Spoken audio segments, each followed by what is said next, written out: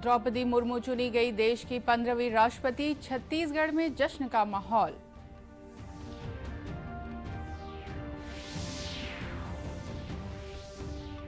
छत्तीसगढ़ में सरकार के खिलाफ अविश्वास प्रस्ताव। विधानसभा में 27 जुलाई को होगी चर्चा।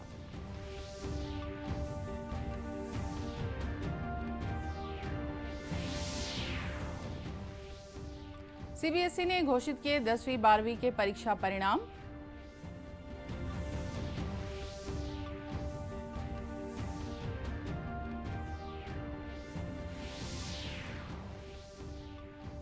और छत्तीसगढ़ के 8 जिलों में अति भारी वर्षा की चेतावनी। 1-2 स्थानों पर बिजली गिरने की संभावना।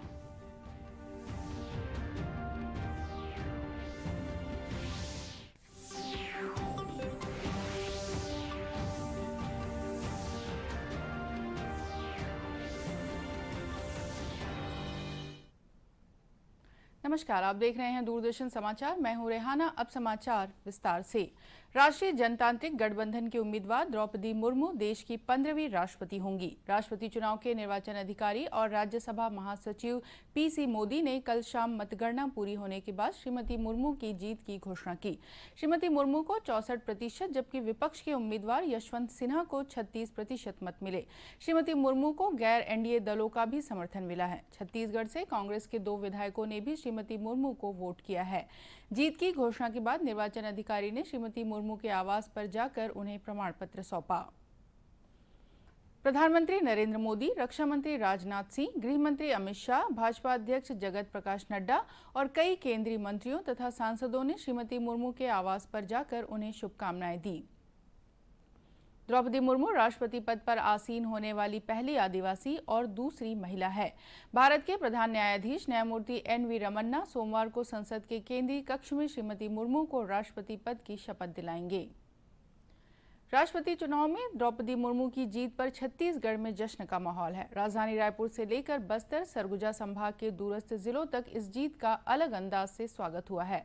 कल मतगणना में पहली बढ़त के साथ ही भाजपा कार्यालयों में जश्न शुरू हो गया था।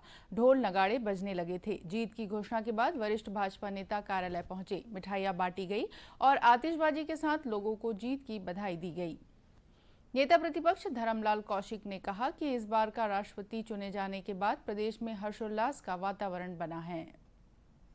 जो प्रत्याशी घोषित हुआ और घोषित होने के बाद में पूरे देश में एक नया वातावरण जागृत हुआ, हर्षोल्लास का। हम लोगों ने भी आह्वान किया था कि राष्ट्रपति के लिए दलगत राजनीति से ऊपर उठ करके वोट करनी चाहिए और अंतरात्मा की आवाज से वोट हो।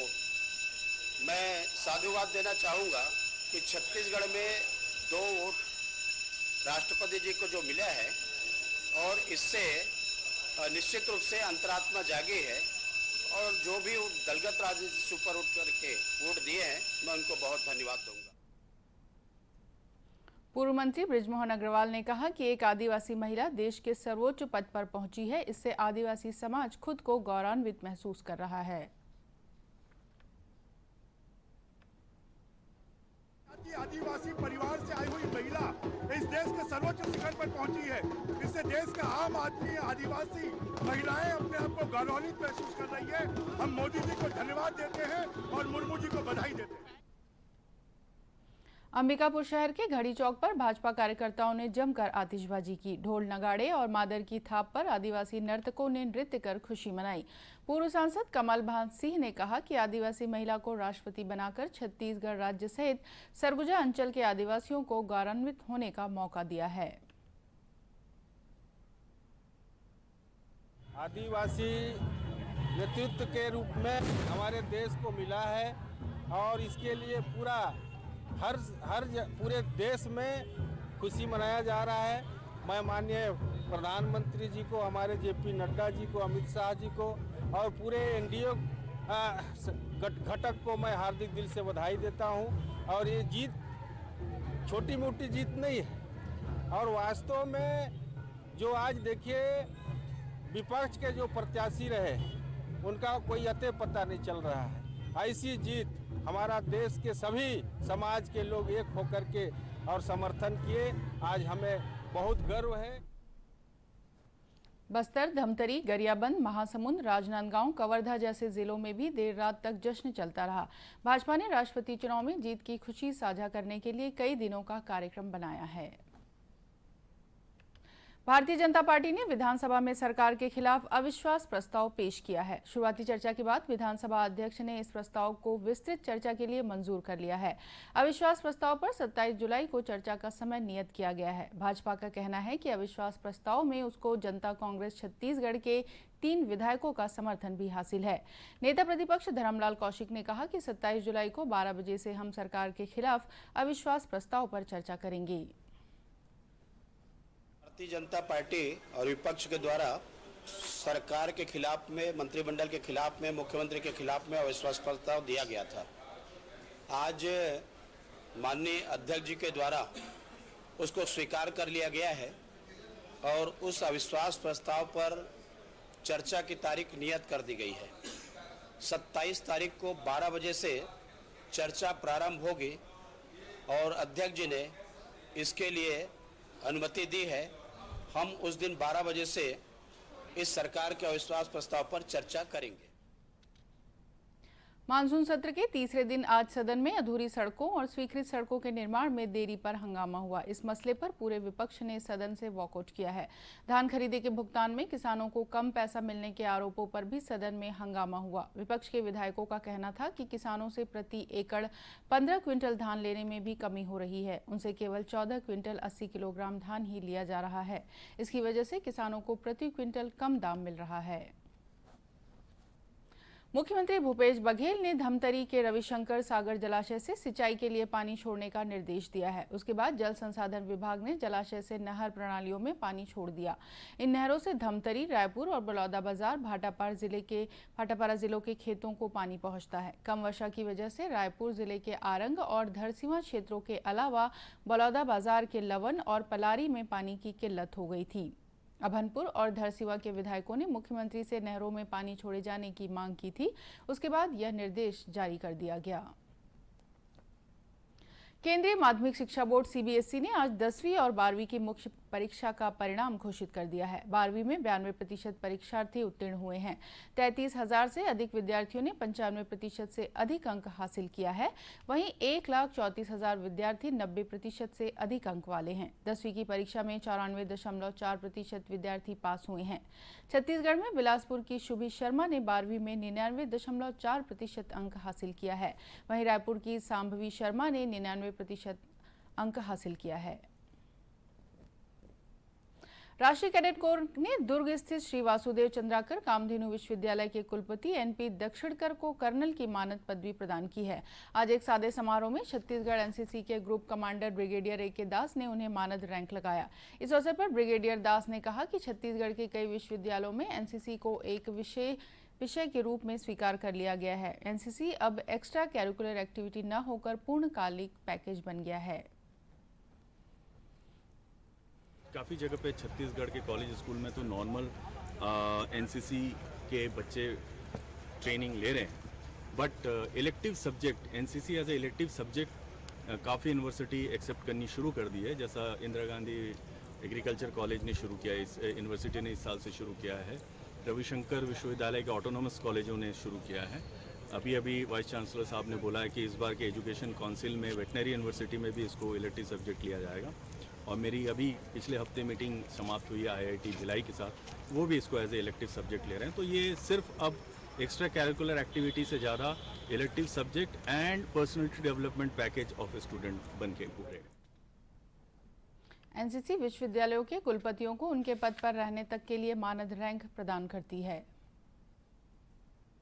छत्तीसगढ़ की भारोत्तोलक ज्ञानेश्वरी यादव खेलो इंडिया गेम्स रैंकिंग चैंपियनशिप और एशियन चैंपियनशिप में भाग लेने के बाद आज घर वापस लौटी हैं। ज्ञानेश्वरी के शहर राजनांदगांव ने अपनी बेटी का बड़े उत्साह से स्वागत किया। शहर के खिलाड़ियों और बड़ी संख्या में पहुंचे खेल प्रेमियों ने ट्रेन से उतरते ही ज्ञानेश्वरी को फूल मालाओं से लाद दिया। उसके बाद उसे एक खुली जीप में लेकर शहर की सड़कों पर निकली। मीडिया से बात करते हुए ज्ञानेश्वरी यादव ने बताया कि वह लगातार 3 बड़ी प्रतियोगिताओं में हिस्सा लेकर लौटी है। मैं मैं 6 महीने बाद घर आ रही हूँ और 6 महीनों में मेरे बहुत सारे नेशनल्स और इंटरनेशनल हुए हैं, जिसमें ग्रीस में जो वो जूनियर वर्ल्ड चैम्पियनशिप हुआ था उसमें मैंने सिल्वर मेडल लेके आई थी। और उसके बाद एक महीना भी नहीं हुआ था कंप्लीट, और उसके बाद मेरा खेलो इंडिया था यूथ गेम्स हरियाणा में, उसमें मैंने गोल्ड मेडल लेके आई। और उसके बाद रैंकिंग टूर्नामेंट्स था वुमेंस का, सीनियर यूथ जूनियर तीनों था, जिसमें मैंने जूनियर और सीनियर में पार्टिसिपेट किया। जूनियर में मेरा गोल्ड और सीनियर में सिल्वर मेडल लगा। मैं एशियन चैम्पियनशिप खेल के आई हूँ, उसमें मेरा 4th प्लेस लगा है। और इसके बाद अब मैं वापस अपने कैंप चले जाऊँगी पटियाला में जो चल रहा है, वहाँ जाके फिर मेरे बहुत सारे नेशनल्स है, नेशनल गेम्स है। नेशनल गेम्स के बाद फिर सीनियर के लिए सीनियर एशियन के लिए ट्रायल्स है, तो मैं उसमें अपनी जगह बनाना चाहती हूँ। ज्ञानेश्वरी यादव राजनांदगांव के जय भवानी व्यायामशाला से वेट लिफ्टिंग का प्रशिक्षण लेती रही हैं। जय भवानी व्यायामशाला के प्रबंधक अमित अजमानी ने बताया कि ज्ञानेश्वरी यादव की जीत से पूरे प्रदेश का गौरव बढ़ा है। खुशी जाहिर करना मुश्किल हो गया है कि कितनी हम खुशी जाहिर करें, शब्द तो नहीं है, पर भी कहना चाहूँगा कि हमारा मतलब सीना उसने चौड़ा कर दिया भाई खुशी से। और पूरे नांदगांव पूरे देश के लिए गर्व की बात है कि उसने मेडल लाए हैं। कि बहुत लोगों का ये सपना होता है कि इस मेडल को हम पा सकें देश के लिए, और बहुत से लोगों का सपना होता है कि हमारा खिलाड़ी या हमारा बच्चा जाके मेडल जीत के लाए हमारे जिम के लिए, हमारी व्यायामशाला के लिए। तो ज्ञानेश्वरी ने वो ख्वाब हमारा पूरा किया है, इसके लिए मैं बहुत बहुत धन्यवाद देना चाहूँगा ज्ञानेश्वरी को। ज्ञानेश्वरी ने इसी साल मई में junior world weight lifting championship में रजत पदक जीता था। उसके बाद खेलो इंडिया गेम्स और नेशनल रैंकिंग चैंपियनशिप में उन्होंने स्वर्ण पदक अपने नाम किए। छत्तीसगढ़ के 8 जिलों में भारी से अति भारी बरसात की चेतावनी जारी हुई है। मौसम विभाग के मुताबिक प्रदेश के धमतरी, गरियाबंद, कांकेर, कोंडागांव, नारायणपुर, बस्तर, बीजापुर, दंतेवाड़ा और उससे लगे जिलों में 1-2 स्थानों पर गरज चमक के साथ भारी से अति भारी वर्षा हो सकती है। इन इलाकों में 1-2 स्थानों पर आकाशीय बिजली गिरने की भी संभावना बन रही है। वहीं प्रदेश के दुर्ग, बालोद, बेमेतरा, कबीरधाम, राजनांदगांव, रायपुर, बलौदाबाजार, महासमुंद, जांजगीर चांपा, बिलासपुर और उससे लगे जिलों में 1-2 स्थानों पर भारी वर्षा की चेतावनी है। मौसम विभाग के मुताबिक आज सुबह तक प्रदेश में 475.2 मिलीमीटर बरसात हो चुकी है। यह सामान्य से केवल 4% अधिक है। इसी के साथ ये समाचार बुलेटिन समाप्त हुआ। विधानसभा समीक्षा थोड़ी देर में।